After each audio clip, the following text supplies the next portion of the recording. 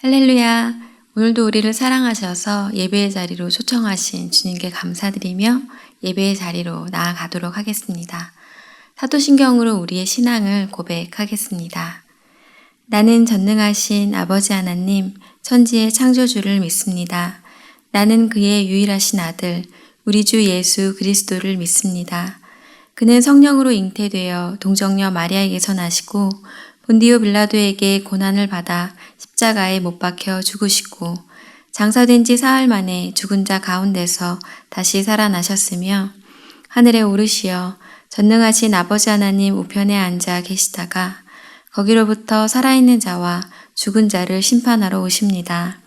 나는 성령을 믿으며 거룩한 공교회와 성도의 교제와 죄를 용서받는 것과 몸의 부활과 영생을 믿습니다.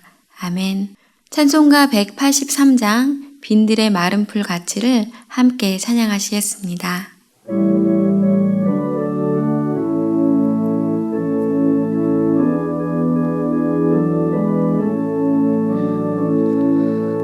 빈들의 마른 풀같이 시들은 나의 영혼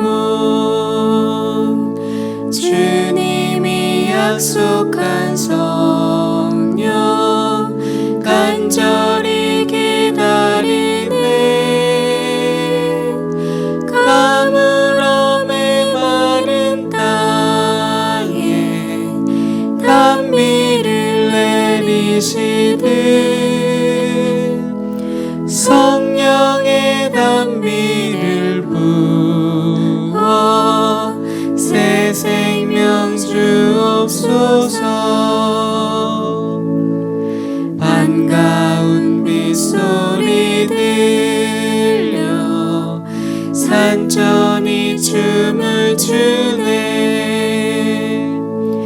봄비로 내리는 성령 내게도 주옵소서. 가물음에 마른 땅에 단비를 내리시듯 성령의 단비를 부어 새 생명 주옵소서. 절 따라 우로를 내려 조목이 무성하니 갈급한 내 심령 위에 성령을 부소서. 가물음에 마른 땅에 단비를 내리시듯 성령의 단비를 부어 새 생명 주옵소서. 참되신 사랑의 언약 어길 수 있사오랴. 오늘의 흡족한 은혜 주실 줄 믿습니다. 가물음에 마른 땅에 단비를 내리시듯 성령의 단비를 부어 새 생명 주옵소서.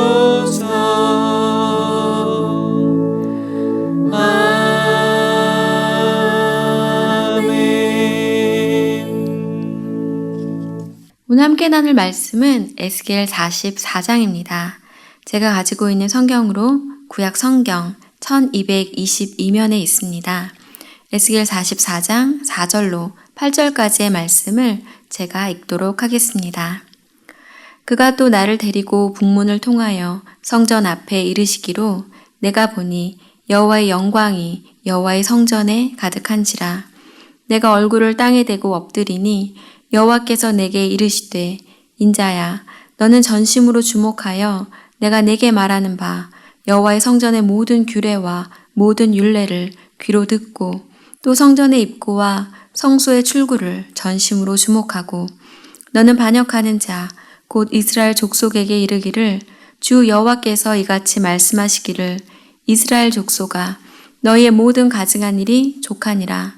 너희가 마음과 몸에 할례 받지 아니한 이방인을 데려오고 내 떡과 기름과 피를 드릴 때에 그들로 내 성소 안에 있게 하여 내 성전을 더럽힘으로 너희의 모든 가증한 일 외에 그들이 내 언약을 위반하게 하는 것이 되었으며 너희가 내 성전의 직무를 지키지 아니하고 내 성소에 사람을 두어 너희 직분을 대신 지키게 하였느니라.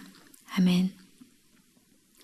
사랑의 주님, 주님을 먹고 주님을 마시며 날마다 조금씩 주님을 닮아가야 하는데 주님의 체질로 변화되어야 하는데 그렇지 못한 저희들을 용서하여 주시옵소서. 주님을 더욱 알기보다 세상을 향해 더 많은 곁눈질했던 저희들입니다. 주님, 이 시간 찾아오셔서 메마른 우리의 심령 가운데 촉촉한 단비를 허락하여 주시옵소서. 오늘도 말씀으로 우리를 풍성하게 먹이실 주님을 사모하오며 이 모든 말씀 언제나 우리와 함께 하시는 우리 주 예수 그리스도 이름으로 기도드립니다. 아멘. 어제 함께 나눈 에스겔 43장에서는 성전의 동쪽 문으로 돌아오시는 여호와의 영광에 대하여 이야기를 나누었습니다. 그리고 번제단의 모양과 크기가 어떠한지에 대해서 함께 나누었습니다. 오늘 나눌 에스겔 44장은 천사가 에스겔을 다시 동쪽을 향한 바깥문으로 데려가며 시작됩니다. 1절로 2절입니다. 그가 나를 데리고 성소의 동쪽을 향한 바깥문에 돌아오시니 그 문이 닫혔더라.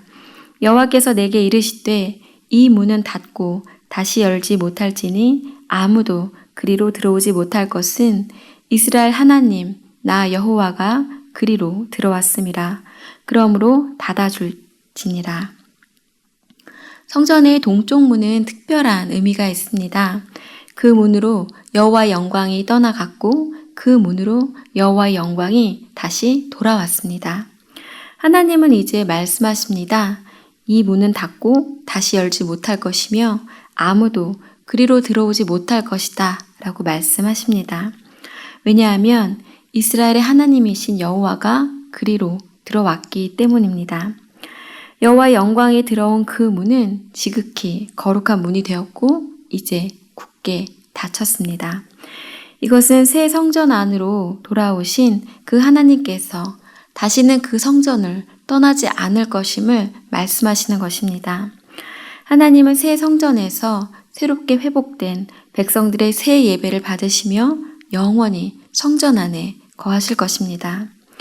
이처럼 성령 하나님은 새롭게 거듭난 우리 안에 거하시며 세상 끝날까지 우리를 떠나지 아니하시고 영원히 함께 하실 것입니다. 에베소서 1장 13절입니다. 그 안에서 너희도 진리의 말씀, 곧 너희의 구원의 복음을 듣고 그 안에서 또한 믿어 약속의 성령으로 인치심을 받았으니 우리는 성령으로 인침받은 존재입니다. 마태복음 28장 20절입니다. 내가 너희에게 분부한 모든 것을 가르쳐 지키게 하라. 볼지어다 내가 세상 끝날까지 너희와 항상 함께 있으리라 하시니라. 우리는 약속의 성령으로 인치심을 받았고 성령 하나님은 세상 끝날까지 우리와 영원히 함께 하실 것입니다. 동문이 닫힌 것을 보고 에스겔은 이제 북문을 통해 성전 앞에 서게 되고 여호와의 영광이 성전에 가득한 것을 보게 됩니다. 4절입니다. 그가 또 나를 데리고 북문을 통하여 성전 앞에 이르시기로 내가 보니 여호와의 영광이 여호와의 성전에 가득한지라. 내가 얼굴을 땅에 대고 엎드리니. 여호와의 영광이 가득한 성전에서 에스겔은 또다시 얼굴을 땅에 대고 엎드립니다. 하나님을 경외하는 에스겔의 낮은 자세입니다. 여호와의 영광 앞에 엎드린 에스겔에게 하나님은 여호와의 성전의 모든 규례와 모든 율례에 대해서 말씀해 주십니다. 그것을 전심으로 주목하고 전심으로 주목하라 라고 말씀하십니다. 5절입니다. 여호와께서 내게 이르시되 인자야 너는 전심으로 주목하여 내가 내게 말하는 바 여호와의 성전의 모든 규례와 모든 율례를 귀로 듣고 또 성전의 입구와 성소의 출구를 전심으로 주목하고. 하나님이 에스겔에게 말씀하신 내용은 성전 봉사에서 이방인을 제외시키라 라는 말씀이십니다. 9절입니다. 주 여호와께서 이같이 말씀하셨느니라. 이스라엘 족속 중에 있는 이방인 중에 마음과 몸에 할례를 받지 아니한 이방인은 내 성소에 들어오지 못하리라. 할례는 하나님의 백성임을 뜻하는 하나님과 이스라엘 백성 사이의 표징이었습니다. 창세기 17장 13절로 14절입니다. 너희 집에서 난 자든지 너희 돈으로 산 자든지 할례를 받아야 하리니 이에 내 언약이 너희 살에 있어 영원한 언약이 되려니와 할례를 받지 아니한 남자 곧 그 포피를 베지 아니한 자는 백성 중에서 끊어지리니 그가 내 언약을 배반하였음이니라. 이스라엘 백성들은 몸의 할례를 통하여 마음의 할례에 다다라야 했고 하나님의 언약 백성임을 기억하며 거룩한 삶을 살아야 했습니다. 특별히 하나님의 전에서 일하는 자들은 더욱 그러해야 했습니다. 하지만 회막 봉사를 위해 구별된 레위 지파 사람들은 하나님의 이와 같은 뜻과는 달리 이방인들이 성전 봉사를 하도록 했습니다. 이방인들이 담당했던 성전 봉사로는 성전을 지키는 문지기의 일, 성전을 청소하는 일, 제단에 필요한 땔감을 준비하는 일, 정결례를 위하여 물을 깃는 일 등이었습니다. 어쩌면 제단에서 희생 제물을 드리는 그 일에 비해서 작은 일처럼 보이는 일이라 할지라도 거룩하게 성별되기를 원하시는 하나님의 마음을 엿볼 수 있습니다. 주의 전에서 드려지는 작은 봉사, 작은 섬김도 참으로 귀하게 여기시는 하나님이십니다. 그 섬김을 위해서 거룩하게 구별되고 성별되기를 원하시는 하나님이십니다. 교회를 섬기는 귀한 손길들이 있습니다. 찬양으로, 교사로, 주차로, 애찬으로, 반주로, 방송으로, 새가족으로, 그리고 셀장으로 섬기는 그 손길 하나하나를 귀하게 여기시며 구별되기를 원하시는 하나님의 마음을 기억해야 할 것입니다. 봉사의 자리로 나아가기 전에 나는 마음의 할례를 받은 자인지 구별된 자인지 각자의 삶을 돌아보고 거룩함으로 구별되어야 할 것입니다. 나에게 맡겨주신 봉사의 자리가 나의 생각으로는 작고 낮은 자리라 할지라도 성실함으로 전심으로 감당했을 때 하나님은 우리에게 충성된 자라라고 칭찬해 주실 것입니다. 누가복음 16장 10절입니다. 지극히 작은 것에 충성된 자는 큰 것에도 충성되고 지극히 작은 것에 불의한 자는 큰 것에도 불의하니라. 하나님은 이제 레위 사람들이 더 이상 제사장의 직분을 감당하지 못할 것임을 선포하십니다. 12절로 13절입니다. 그들이 전에 백성을 위하여 그 우상 앞에서 수종들어 이스라엘 족속이 죄악에 걸려 넘어지게 하였으므로 내가 내 손을 들어 쳐서 그들이 그 죄악을 담당하였느니라. 주 여호와의 말씀이니라. 그들이 내게 가까이 나와 제사장의 직분을 행하지 못하며 또 내 성물 곧 지성물에 가까이 오지 못하리니 그들이 자기의 수치와 그 행한 바 가증한 일을 담당하리라. 하나님은 레위 사람들이 하나님을 떠나 우상을 숭배했던 죄악으로 인해 그들이 더 이상 제사장의 직분을 감당하지 못할 것임을 말씀하십니다. 그래서 하나님의 지성물에 가까이 오지 못할 것이라고 말씀하십니다. 대신 레위 사람들은 이방인들에게 하도록 했던 일을 맡기실 것이라고 하십니다. 14절입니다. 그러나 내가 그들을 세워 성전을 지키게 하고 성전의 모든 수종도 있는 일과 그 가운데에서 행하는 모든 일을 맡기리라. 성전에서 하나님을 섬기는 일은 레위 사람들 중에서 구별하여 하나님에게 신실함을 보인 사독 자손의 레위 사람들에게 맡겨집니다. 15절입니다. 이스라엘 족속이 그릇 행하여 나를 떠날 때에 사독의 자손 레위 사람 제사장들은 내 성소의 직분을 지켰은즉 그들은 내게 가까이 나와 수종을 들되 내 앞에 서서 기름과 피를 내게 드릴지니라. 주 여호와의 말씀이니라. 모든 사람들이 하나님을 떠날 때 우상 숭배의 길로 나아갈 때 주의 전을 지킨 사독의 자손을 하나님은 기억하셨습니다. 사독은 아론의 아들인 엘르아살의 후손이며 솔로몬 통치 시대에 대제사장으로 임명되었습니다.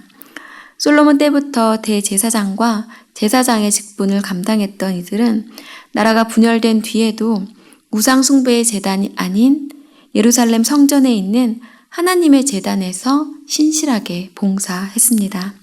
하나님은 이들의 신실함을 보셨고 이들의 신실함을 기억하셨습니다. 하나님은 이제 새 성전에서 이들에게 제사장의 직분을 맡기십니다.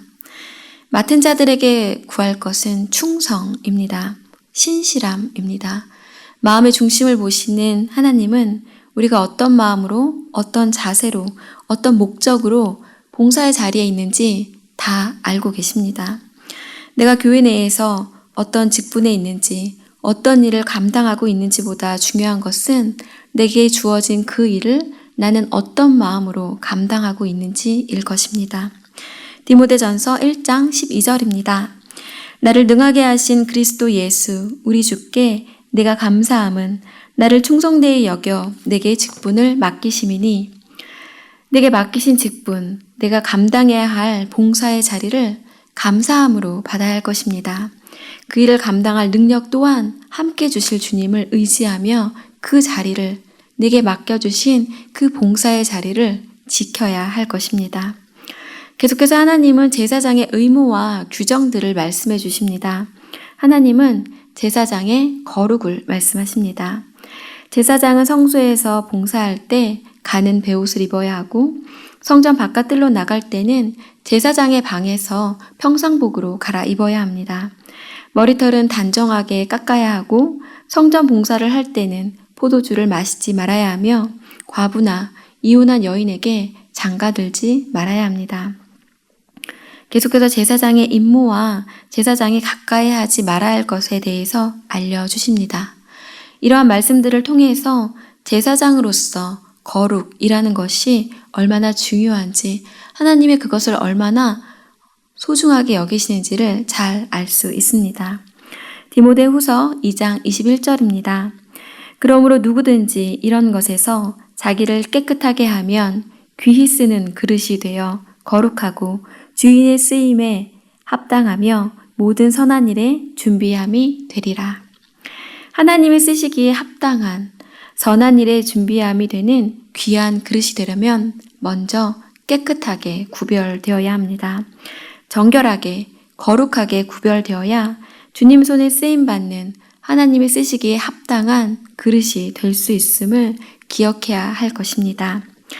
마지막으로 하나님은 이제 하나님 자신이 레위인의 기업임을 말씀하십니다.